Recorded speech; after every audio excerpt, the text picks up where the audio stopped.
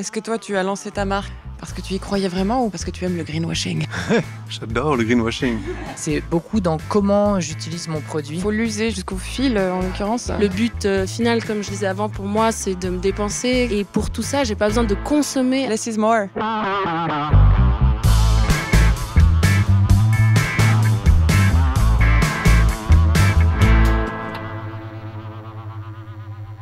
Bonjour à toutes et à tous, bienvenue dans Coup de chaud, un podcast pour parler de l'avenir des sports. On est à Genève au café Guidoline qui nous accueille. Merci pour l'accueil, merci à vous d'être là.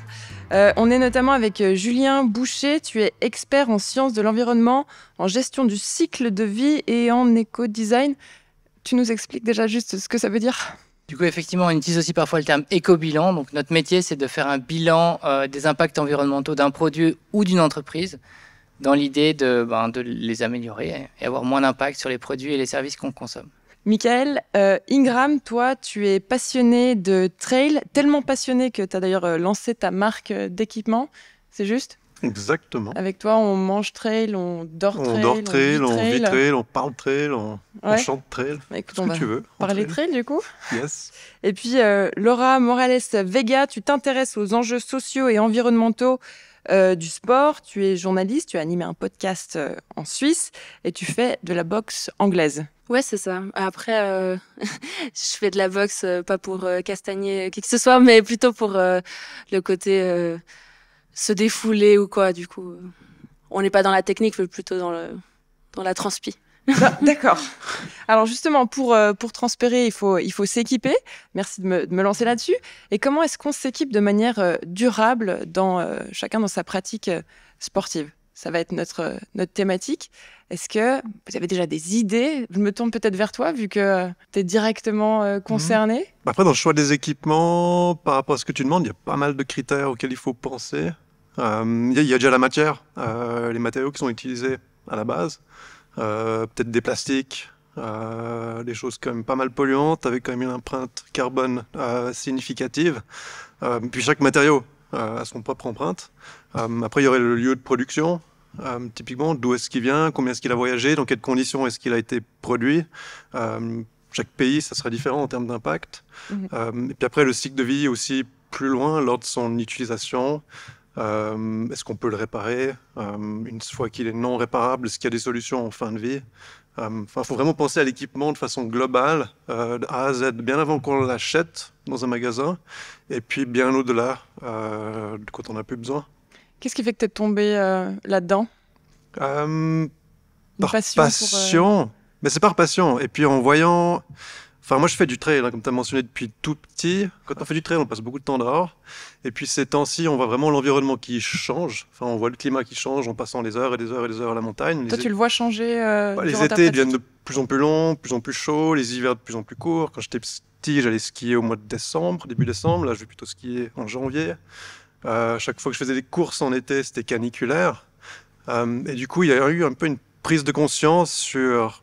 Ok, l'environnement est en train de changer, puis quand on regarde l'industrie, comment est-ce qu'il fonctionne, l'industrie de façon générale, qui avec des marques qui créent des jolis produits, qui vont les rendre sexy pour pousser à l'achat, et après ils vont les produire à l'autre bout de la planète, dans des conditions qu'on ne veut pas trop savoir, juste pour que ça coûte le moins cher possible, pour au final enrichir tous ceux qui sont tout en haut. Et puis ça, du coup, au final, au profit de la planète.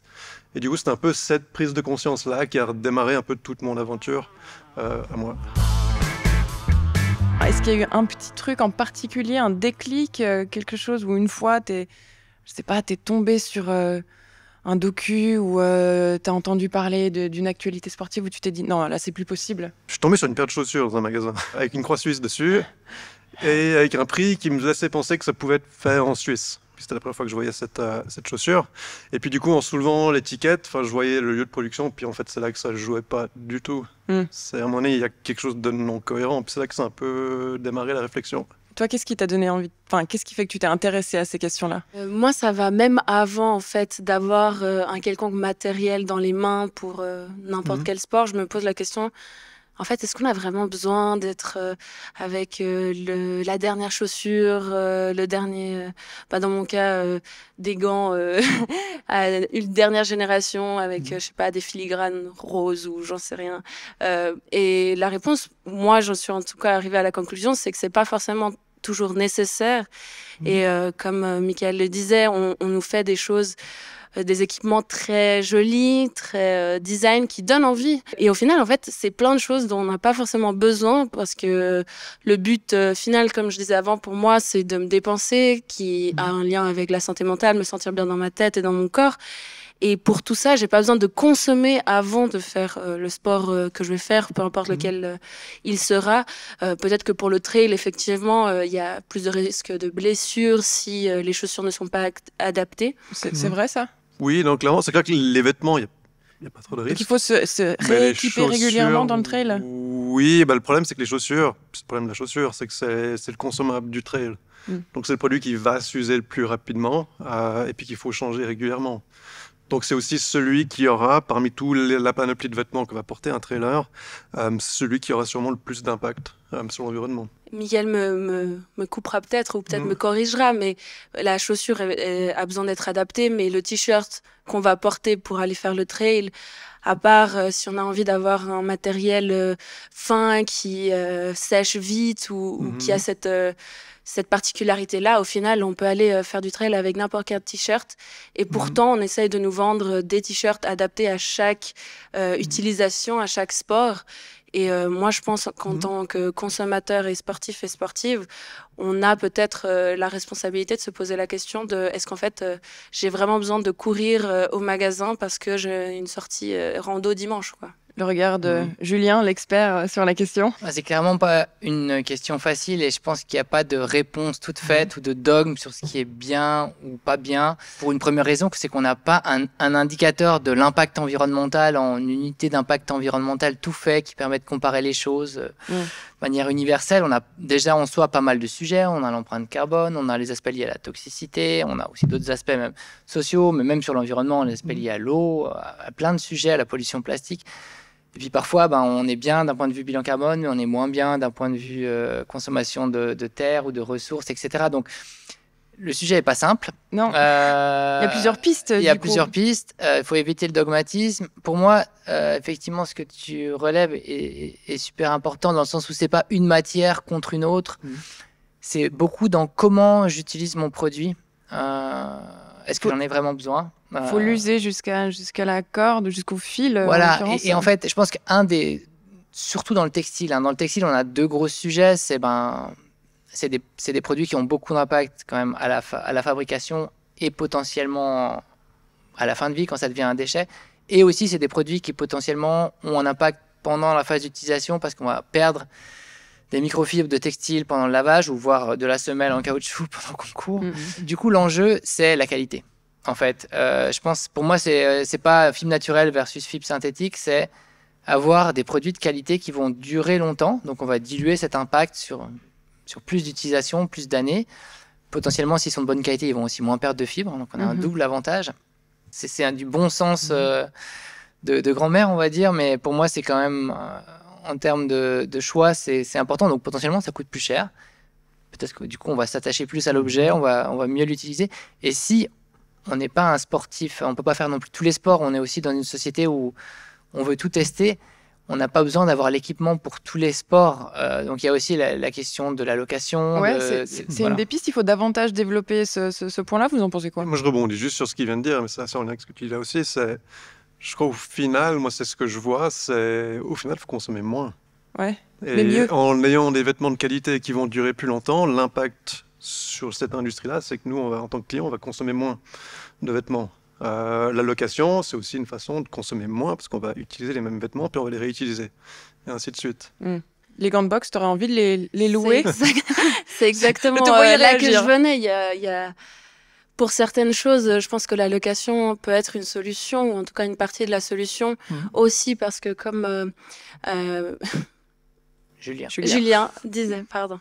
Comme Julien disait, on a envie de toucher à tout et peut-être qu'avant de se lancer dans l'achat de tout un équipement pour un sport qu'on vient de découvrir, il faudrait peut-être voir si sur le long terme ça va vraiment nous plaire. Est-ce que on va vraiment y aller souvent? Est-ce que ça vaut le coup? Alors là, la location peut être comme une période d'essai. Voilà, après, effectivement, les gants de boxe, je sais pas si vous en avez déjà senti, mais moi, ça m'arrive régulièrement. Et enfin, pour la petite histoire, dans ma salle, il y a des gants à disposition. Et ils sont utilisés jusqu'à la corne, ils ont des trous, mais ils marchent très bien pour une personne qui a pas forcément envie d'investir, a pas les moyens aussi, parce que c'est des matériels qui coûtent cher. Et si encore en plus on veut l'avoir de bonne qualité, bah, il y a un prix qui n'est pas forcément accessible à tout le monde. Mais effectivement, même le petit coup de déodorant qu'on met dedans pour essayer de limiter les dégâts, ça fait pas tout, quoi. Non. C'est comme le t-shirt de trail. Je suis pas sûr que ça marche non plus. Ah, c'est ça le problème en fait dans le sport, c'est qu'il y a beaucoup d'équipements qui, pardon de le dire aussi crûment, mais puent une fois qu'ils ont été utilisés. Donc, qu'est-ce qu'on peut faire du coup? Location, seconde main, justement, ça peut rebuter pour certains trucs. Est-ce qu'il y a d'autres aspects sur lesquels on peut bosser? Nous, on a constaté, en développant les produits, que plus on va utiliser un matériau d'une qualité élevée, quand on parle d'odeur, moins il aura tendance à prendre ces odeurs. Ouais. Même typiquement pour le polyester, qui est très connu pour être quelque chose qui va sentir mauvais rapidement. Si on prend un polyester de haute qualité, ça va prendre nettement plus de temps avant que ce phénomène-là arrive. Donc on en revient à ce que tu disais en fait, c'est privilégier la qualité. Après c'est clair qu'il y a des équipements du type sous-vêtements ou autres qu'on va peut-être moins partager. Après, quand on est un débutant, on n'a pas forcément besoin d'avoir non plus toutes les couches techniques et peut-être que d'avoir une veste extérieure si on fait de la montagne pour débuter, faire une journée d'initiation au ski de rando, ça suffit et puis ça peut être loué. Par contre, le dada qu'on a, le sport qu'on fait à fond, ben voilà, on peut s'équiper avec de la qualité. Après, il y a aussi l'autre voie, c'est aussi la responsabilité de l'industriel qui produit ces vêtements. C'est de voir comment finalement... Parce que finalement, contrairement à d'autres enjeux environnementaux ou d'autres types de produits, on est sur des objets qui ont beaucoup de valeur. Enfin, c'est pas des emballages à usage unique. Donc, si on arrive à circulariser cette matière, donc à faire en sorte que finalement l'objet usagé en fin de vie retourne au fabricant, on rentre dans une logique complètement différente où le fabricant, le concepteur du produit, peut concevoir son produit en sachant qu'il va les récupérer en fin de vie pour éventuellement faire de la réparation partielle, du recyclage intelligent, avoir les bonnes matières. Et c'est pas du tout ce qui se passe aujourd'hui. Aujourd'hui, on est principalement dans du linéaire. On met sur le marché un produit, on s'en fiche de ce qui va se passer à la fin de vie. Du coup, c'est pas conçu pour avoir une fin de vie vertueuse. Si on inverse cette logique-là et que l'industriel se dit, en fait, je dois contrôler ma fin de vie parce que ça va être ma nouvelle matière première, c'est une logique complètement différente. Il y a des marques qui font ça avec des consignes sur des vêtements, des choses comme ça. Je pense que c'est des modèles qui peuvent être intéressants aussi.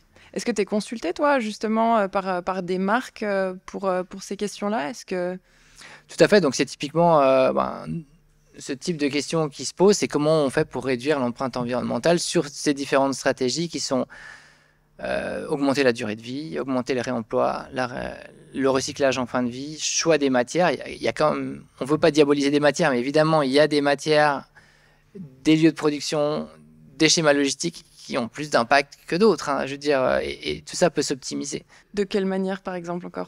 Choisir les matériaux qui ont, pour un produit donné, qui permettent de garantir le meilleur ratio entre la fonctionnalité et l'impact. Optimiser les schémas logistiques et puis nous ce sur quoi on essaye de pousser toujours, c'est travailler sur cette notion de durabilité et de business model, parce que c'est facile de dire on travaille sur des matériaux innovants, des fibres naturelles, etc. Oui, ça peut être génial, on peut faire des super produits qui ont peu d'impact, mais pour moi c'est surtout repenser le produit, sa fonctionnalité, comment il va être utilisé. Et je pense que bien sûr en tant que consommateur on a une responsabilité, mais en tant que fabricant de produits, on a aussi une responsabilité pour promouvoir ce type de produit. Est-ce que ça va dans le bon sens aujourd'hui? Est-ce que ça progresse quand même? Ou il y a encore une bonne marge de progression? Alors, clairement, je pense qu'on le remarque tous, il y a une dynamique sur ces sujets qui est beaucoup plus forte qu'auparavant. Ouais.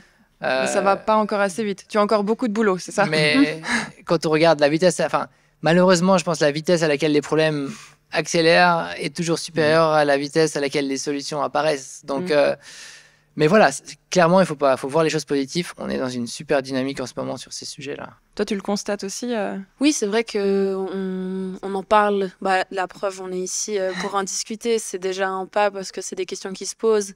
Qui se posaient pas du tout. Qui se posaient pas avant. Moi, je le vois autour de moi aussi, des amis qui se posent ce genre de questions. Du coup, effectivement, il y a une prise de conscience et on avance dans le bon sens, j'ai envie de dire. Qu'est-ce qui marche le mieux? C'est de s'entraîner les uns les autres dans cette direction? C'est les marques qui doivent faire ces changements? C'est nous à titre individuel? J'avoue c'est quoi la dynamique? Que moi, vers les marques, j'ai un certain scepticisme parce qu'on se pose directement la question derrière. Est-ce que je peux faire confiance? On parle beaucoup de greenwashing ces derniers temps et disons que le phénomène de prise de conscience va de pair avec ce phénomène-là de vouloir surfer sur la tendance sans pour autant se remettre en question vraiment. Mais tu penses que c'est vraiment du greenwashing ou il y a vraiment quand même des marques qui essayent d'évoluer vraiment dans le bon sens parce qu'elles y croient et pas juste pour des raisons marketing, on va dire? Alors, je pense que foncièrement, oui, il y a une remise en question. De toute façon, ces marques, elles sont composées, disons, d'individus qui ne peuvent pas être aveugles face aux enjeux actuels. Du coup, je pense qu'effectivement, derrière une façade de marque, il y a une réelle volonté de changer. Après, il reste des modèles économiques qui sont basés sur la consommation, je dirais même la surconsommation de leurs produits. Alors, je trouve difficile de changer du fond en comble en mettant, par exemple, juste un bac de recyclage dans le magasin, ramener vos anciens habits ou matériel de sport. On l'a même vu récemment avec différentes marques qui se sont fait épingler sur le sujet. Peut-être il faut en fait juste se diriger vers toute autre structure. Alors je ne sais pas si c'est l'entreprise de Michael qui a la solution, mais en tout cas peut-être des personnes qui, dès le début de leur démarche, ont eu à cœur d'utiliser ce genre de raisonnement et pas changer un business plan qui est peut-être pas compatible en fait par nature. T'en penses quoi? Je te voyais réagir. Est-ce que toi, tu as lancé ta marque justement parce que tu y croyais vraiment ou parce que tu aimes le greenwashing? J'adore le greenwashing. Alors nous, on n'utilise même plus certains mots parce qu'ils ont trop une connotation de greenwashing. Mais c'est vrai que, moi, je pense pas que les marques existantes vont changer. Je veux dire, une marque existante, une marque, son but, c'est quoi? Son but, c'est de vendre et puis de vendre plus. Et de vendre plus l'année suivante, et ainsi de suite. Elle peut aussi changer puis développer davantage des filières de location ou de seconde main. Oui, mais est-ce que ça va radicalement changer ce que la marque fait de façon globale? Ou est-ce que ça va rester peut-être juste une goutte d'eau dans l'ensemble de ce qui est fait? Et je pense que c'est là le souci. Je pense qu'effectivement, il y a beaucoup de ces actions qui sont prises pour dire qu'on fait quelque chose et puis que c'est un peu l'arbre qui cache la forêt de peut-être ce qui est continué à faire derrière, en fait. Et du coup, on ne parle plus en fait, de ce qui est fait derrière, on parle simplement de ce qui est mis en avant comme étant bien. Il y a les marques, mais il y a aussi ce que nous, on peut faire à titre individuel. Donc justement, qu'est-ce qu'on peut faire? Utiliser les gants troués de la salle de boxe. Enfin, moi, je pense, et ça revient à ce que je disais avant, il faut qu'on se pose les bonnes questions, qu'on fasse tous et toutes une démarche de conscientisation de, en fait, qu'est-ce que j'ai dans mon armoire déjà que je peux réutiliser dans ma pratique sportive. Peut-être que les chaussures que je vais acheter la semaine prochaine, parce qu'en fait, je me suis découvert une passion pour le trail. Ça m'étonnerait pour ma part, mais peut-être. Je sais pas, peut-être va avec lui. On l'a dit, hein, il respire trail, il mange trail, il dort trail. En plus, j'adore la montagne, mais courir et... Vous courez en trail? Ouais. Mais on marche aussi. Hein. Voilà. Non, courir. Voilà, stop. Voilà. Non, mais peut-être que je dois me dire, en fait, c'est les chaussures que je vais utiliser pour les 5 prochaines années. Je vais y réfléchir de façon consciente. Et je pense que c'est quelque chose qu'on peut tous et toutes faire et puis qu'au final a un impact si on prend le porte-monnaie qui est enfin genre quelque chose auquel on tient, qu'on le veuille ou non dans la société dans laquelle on vit, dès que c'est la monnaie d'échange pour absolument tout, en fait essayer de se rendre compte que on a aussi à y gagner en fait. Et au-delà de l'impact écologique où on en a absolument tous à gagner parce qu'au final, on va vivre sur une planète, on va plus vivre sur la planète parce qu'en fait, elle sera inhabitable. Du coup, il y a à court terme, en tout cas, un avantage à réfléchir à toutes ces petites choses en fait. Et le sport en fait partie parce que je le disais avant, moi je le fais pour une question de santé mentale et notamment liée à la catastrophe climatique qui nous prend au nez, mais qui est une raison que beaucoup de gens, j'ai l'impression en tout cas, mettent de plus en plus en avant. Et du coup, se dire est-ce que je cherche vraiment la performance? Et sinon, en fait, j'ai pas besoin de tout ce matériel-là. Le sport, pour se dire sportif ou sportive, j'ai pas l'impression qu'on doit être un marathonien avec l'équipement dernier cri. Je pense qu'une personne qui, comme moi, en fait, tout simplement, va faire de la boxe 2-3 fois par semaine parce que à la fin de la journée, il faut qu'elle tape dans quelque chose. Parce que ça te fait du bien Voilà. mentalement. En fait, on est quand même sportif et on a quand même cette légitimité de s'auto-dénominer comme ça, tout en n'ayant pas l'équipement dernier cri, etc. Et j'ai l'impression qu'il y a un peu une corrélation entre comment les gens se perçoivent et l'équipement qu'ils achètent. Et je pense qu'on doit aussi réfléchir à un équipement qui soit à la hauteur de nos perspectives et nos perspectives de... Ouais, que ça sert à rien d'investir à fond si c'est pour aller faire 3 fois du tennis. Voilà. Et puis même, si c'est pour faire 3 fois du tennis ou 3 fois quoi que ce soit, en fait, on l'aura fait, tu l'auras fait. Et ce sera chouette, même si t'as pas besoin d'acheter la Federer à lister comme équipement indispensable ou je ne sais pas. Enfin voilà. T'en penses quoi de la question du greenwashing des marques? Est-ce que vraiment c'est du greenwashing ou il y a une vraie prise de conscience? C'est sincère? On parle du greenwashing des marques. Il y a aussi de l'auto-greenwashing de certains consommateurs qui achètent des produits avec une étiquette verte et qui se sentent... qui ont bonne conscience. Donc, je dirais, ça va aussi un petit peu dans les deux sens. Maintenant, moi, je suis un petit peu moins sévère sur les marques et les grandes marques. Je pense qu'on trouve des très grandes marques qui ont vraiment une vraie démarche, comme des petites marques qui ont vraiment une vraie démarche, et inversement, des petits et des gros qui sont pas dans le trip, quoi. Donc, je pense qu'il y a un petit peu de tout.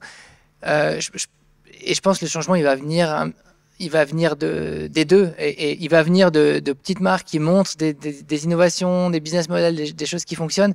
Et derrière, certaines grosses marques, elles vont se dire « Ah, il y a un enjeu ». Après, la problématique, un petit peu c'est la question du business model ou de la société. Bien sûr, une petite marque comme une grosse marque, son objectif, ça va être de faire du chiffre d'affaires, de vendre des produits, de grandir un petit peu. Ça fait partie d'une activité économique. Et ce qui découle de ça, c'est qu'effectivement, des très grandes marques, potentiellement, même si elles ont des démarches très vertueuses, elles contribuent à la multiplication des sports, des pratiques, des pratiquants, etc. Ce qui est génial. Je veux dire, on fait tous plein de sports. Socialement, c'est bien. Pour la santé, c'est bien, etc. Mais on se retrouve avec une démultiplication d'équipements. Et aussi, alors pour les sports de plein air, on voit aussi quand on fait du sport de plein air que autant il y a 15 ans, on était souvent tout seul en semaine dans la montagne, autant maintenant, il y a du monde partout. Donc, il y a aussi d'autres enjeux. Mais c'est la liberté, c'est le sport. Donc, le point, c'est que finalement, il y a plein de sports minimalistes. C'est même en vogue. Le trail, finalement, c'est une pratique minimaliste. L'ultra en vélo, il y a plein de... C'est quand même à la mode aussi cette espèce de... Parce que pour moi, l'équilibre, c'est aller vers du minimalisme dans ce qu'on fait. Il y a certains sports, clairement, on est dans la surabondance d'équipements, mais en fait, il y a quand même plein de sports hyper trendy qui sont des sports minimalistes. C'était pas forcément le cas avant. Et ça, je pense que c'est quelque chose aussi à relever, quoi. Parce que finalement, rien que le fait de faire un sport comme le trail, finalement, en termes d'équipement, c'est très léger. Tu as utilisé le terme minimaliste, puis ça m'a rappelé, alors je sais pas si vous l'avez vu, mais il il y a ce marathonien, je crois, qui a fini le marathon de Paris pieds nus. Pieds nus, ouais. Parce qu'il faisait un marathon en sandales, puis que ses sandales ont eu un problème ou quelque chose comme ça. Puis il a fini pieds nus sur les 15 derniers kilomètres, je crois. Et j'étais jetée un peu sur son Instagram et puis il racontait que suite à cette photo qui a un peu fait le tour de la toile, il avait reçu beaucoup de messages de gens qui s'inquiétaient pour lui. Mais c'est n'importe quoi, tu peux pas faire ça, tu vas te bousiller la santé, etc. Puis c'est une personne qui prône justement le minimalisme dans le sport, puis qui disait, en fait, ça va très bien. Alors effectivement, il y a toute une technique derrière, une pratique sportive peut-être plus pointue, et c'est là qu'on veut peut-être mettre en perspective avec ce que même moi-même j'ai dit juste avant, que si on n'est pas hyper sportif de haut niveau, on n'a pas besoin de l'équipement, mais des fois c'est justement pour protéger en fait son corps quand on n'a pas la technique adéquate derrière. Du coup voilà, c'est un peu à mettre en perspective. Mais donc d'abord on loue des chaussures et une fois qu'on arrive à courir un marathon avec les chaussures, on peut y aller pieds nus, c'est ça? C'est un peu ce que j'ai compris de son propos, c'est effectivement que en fait, on peut s'en débrouiller sans, en ayant une technique très pointue sur la pose de pied, et que c'est d'ailleurs une façon de s'obliger à avoir une pose de pied très légère au moment de la course, parce que justement, en fait, on n'a pas le droit à l'erreur quand c'est notre pied contre le bitume. Et si je peux rebondir aussi sur ce que Julien a dit sur le fait qu'il y a une multiplicité des nouveaux sports qui s'ouvrent, c'est aussi une démocratisation de la pratique sportive. Et encore une fois, c'est à mettre en perspective à ce que j'ai pu dire avant, parce que j'ai dit, alors peut-être il faut attendre et investir sur quelque chose de plus cher, mais qui va nous durer longtemps et tout. Je suis tout à fait consciente que c'est une façon de penser qui n'est pas forcément atteignable pour tout le monde. Il y a des budgets. Faire du sport selon quelle pratique, c'est quelque chose qui est de toute façon réservé à une élite, parce que justement, il y a des sports qui demandent un équipement de la tête aux pieds, puis qui coûtent des centaines d'euros ou de francs. Il y a un juste milieu à trouver, et c'est vrai qu'à l'avantage que peuvent avoir les grandes enseignes, c'est qu'elles proposent du matériel sportif à bas coût qui permet de rendre accessible le sport à tout un chacun, ou en tout cas à un maximum de personnes, et c'est quelque chose aussi à saluer. Oui, c'est ça dont on parlait un peu, l'équilibre finalement. C'est parce qu'on n'a pas forcément tous les moyens d'investir de grandes sommes pour s'équiper, mais du coup on peut louer. On parlait du minimalisme, toi tu penses quoi? Est-ce que tu te verrais aller crapahuter dans la montagne pieds nus? Pourquoi pas, hein. Non, mais déjà cet été, je suis allé marcher, pas courir. Waouh. Je sais pas, 200 km à travers la Suisse, mais c'est quand même 200 km. Pardon, hein. J'ai fait 20 minutes depuis la gare jusqu'ici, c'était déjà d'où je marchais. Mais juste avec un short et un t-shirt, et puis un sac à dos, et puis la carte. Puis des chaussures. Et puis des chaussures, ouais. Et tu le referais sans chaussures? En déroulant bien le pied correctement Pas tout de suite, en tout cas. Non? C'est vrai que, comme elle mentionne, ça demande quand même pas mal ça demande de l'entraînement, je pense de la volonté aussi, parce qu'il y a toute une phase, en fait, de s'adapter, en fait, qui prend du temps, entre ce qu'on a l'habitude maintenant et réussir à courir pieds nus. Ouais. À savoir que, quand même, il y a très longtemps en arrière, on courait quand même pieds nus. Après, l'être humain a quand même évolué, c'est peut-être pas forcément ce qui est le mieux maintenant. Puis je suis pas forcément la bonne personne pour conseiller non plus. Est-ce que toi, tu veux vendre des chaussures? On n'en fait pas. Bon. Non, mais je pense qu'il faut aussi un petit peu dédramatiser, c'est-à-dire que oui, quoi qu'on fasse, on a un impact. Il faut voir aussi le bénéfice qu'on en retire. On est quand même là, on parle de pratiques sportives relativement légères. Encore une fois, l'équilibre, il est aussi d'accepter. On va dire, on a une paire de chaussures. Oui, c'est pas la fin du monde non plus. Enfin, je dédramatise un petit peu parce qu'on a tendance à tout d'un coup tout voir en noir. Encore une fois, il ne faut pas se culpabiliser pour autant. Il ne faut pas trop se culpabiliser. On est en train de faire une activité qui en soi est vertueuse, etc. Il faut éviter les grosses bourdes. Mais encore une fois, donc effectivement, certains produits fabriqués dans certaines conditions qu'il vaut peut-être mieux pas avoir, mais il y a aussi quand même beaucoup toutes les grandes marques sont aussi quand même un petit peu attention aussi à éviter les trop grosses erreurs. Pour moi, l'absurde, il est dans la surmultiplication et dans la durée de vie des produits qui est trop courte. Mais c'est moins vrai dans le cas des produits techniques. Dans le cas des produits techniques, c'est moins vrai. Ouais. C'est plus vrai pour le textile de manière générale. Mais je nuance un petit peu parce que entendre dire l'avenir, c'est de courir pieds nus. On exagère volontairement. Hein. Oui. Je veux dire, il faut juste pas... Parce que sinon, quoi qu'on fasse, on a un impact. Donc, pour moi, l'impact, c'est par rapport à une valeur qu'on crée. On peut le doser, quoi. Et du coup, la valeur qu'on crée, c'est une passion, c'est plein de choses. Il faut juste être sûr que ce qu'on est en train de faire, ça a vraiment une valeur. La personne qui butine sur 1000 sports et qui achète tout le matériel dans une frénésie de consommation parce que c'est cool, est-ce que ça lui crée vraiment de la valeur? Je suis pas sûr. Par contre, ça lui crée beaucoup d'impact. La personne qui est passionnée par un sport, qui veut avoir le meilleur équipement, très bien, je veux dire. Qui va vraiment l'utiliser, exactement. Le rentabiliser. Ouais. Puis quelque chose qu'on oublie toujours, je sais que c'est pas forcément politiquement correct, mais un bon matériel doit être cher. Ça s'est dit comme ça. Alors déjà parce que je pense que c'est difficile de faire un bon matériel, bon marché, première chose. Et deuxième chose, c'est bien beau d'économiser 200 francs sur son équipement. Mais si c'est 200 francs, parce que finalement on les investit dans un billet d'avion pour aller en week-end quelque part, on aura encore plus d'impact. Faut pas oublier que notre impact, c'est notre porte-monnaie, hein, en gros.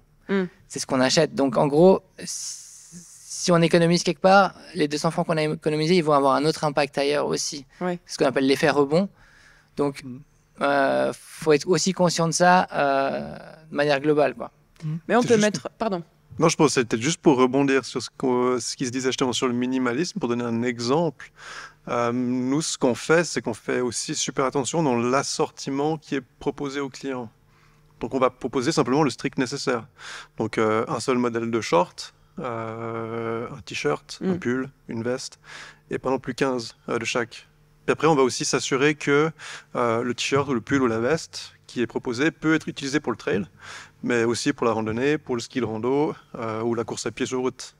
Donc comme ça, il a besoin de moins pour pouvoir faire plus, en fait. Je pense que ça, c'est aussi un point important. Il y a cette notion de mode, finalement, parce qu'on crée l'envie avec des produits dédiés, etc.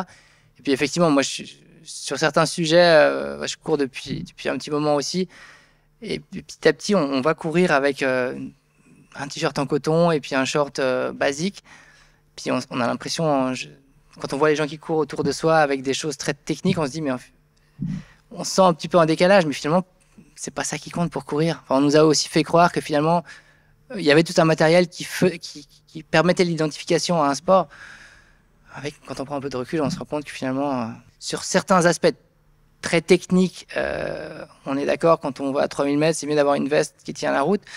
Pour aller courir au bord du lac, finalement, il n'y a pas besoin de grand-chose. Donc, ouais.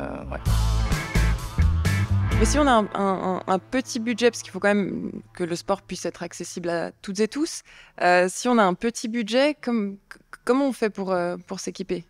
Alors, on achète les chaussures, mais on déjà, loue le ce qu'il faut voir aussi, c'est qu'il y a aussi toute la seconde main qui se développe. Donc, moi, c'est typiquement ce que je fais sur certains sports où j'ai envie de tester ou autre, j'achète une première version d'occasion. Parce que c'est pas forcément mon sport principal, et puis ça permet de tester.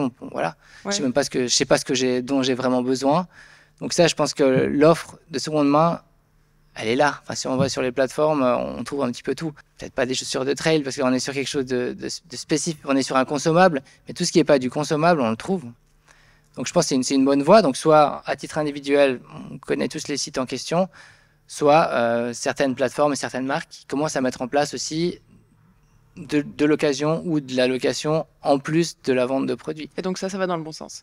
Pour moi, ça va dans le bon sens. Ouais. Tout ce qui permet d'augmenter la durée de vie et l'intensité d'utilisation des produits va dans le bon sens. Parce qu'en plus, ça appelle à des produits de meilleure qualité. Seconde main quand c'est possible, donc pas les grandes box, en tout cas pas pour toi. Location aussi. On essaye de pas se suréquiper pour tous les sports alors qu'on va au tennis que 2 fois par année. Puis c'est déjà pas mal, c'est ça? C'est comme ça que vous voyez la chose? C'est un bon début, je pense. Ouais. Clairement. C'est clair. Less is more. Oui. Minimalisme. Ouais. Focus. Focus, plus vertueux, ça marche. Bon, merci en tout cas beaucoup pour votre participation, vos idées pour qu'on s'équipe moins mais mieux du coup. On était au café Guidoline pour en parler. On remercie le lieu de nous accueillir. Je vous remercie aussi pour votre participation à ce podcast. Et puis on va juste dire au revoir à la caméra. Salut, c'est là. Yes. Tschüss.